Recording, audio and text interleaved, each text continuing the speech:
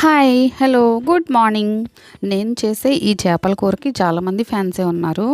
నేను నా చిన్నప్పుడైతే ఈ పెద్ద చేపలంటే అస్సలు తినేదాన్ని కాదు. ఎప్పుడైనా తిన్నా కూడా చేప ముక్కకి సైడ్‌న ఉన్న స్కిన్ ఉంటుంది కదా! అది మాత్రమే తినేసి ముక్కని పక్కన పెట్టేస్తే పాపం మా నాన్న కానీ, లేదా మా అమ్మ కానీ తినేవాళ్ళనమాట ఆ మిగిలిన ముక్కని.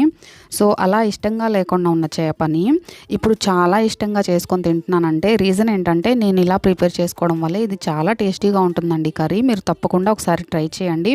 ముందుగా చేప ముక్కల్ని ఫ్రై చేసి పక్కన పెట్టేసుకోవాలి.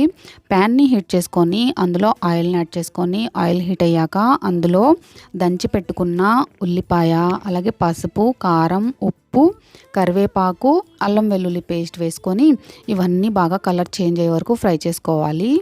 నెక్స్ట్ ఇందులోనే టమోటా ముక్కల్ని వేసుకోవాలి. 1 teaspoon homemade garam masala add చేసుకోవాలి. మొత్తం కూరకి సరిపడా ఉప్పు, కారం, పసుపు ఇప్పుడే యాడ్ చేసేస్తాను.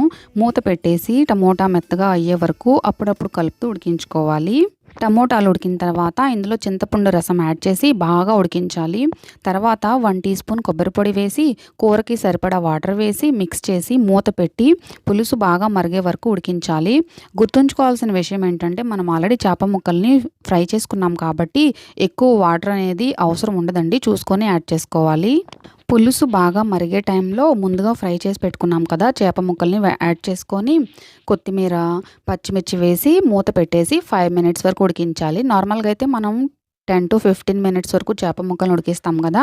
ఇది ఫ్రై చేసి పెట్టుకున్నాం కాబట్టి అంత టైం అవసరం ఉండదండి.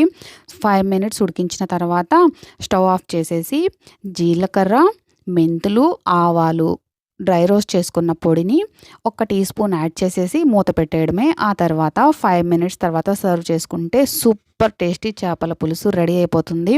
సంగటితో సర్వ్ చేయండి. చాలా అంటే చాలా బాగుంటుంది. Thank you so much for watching.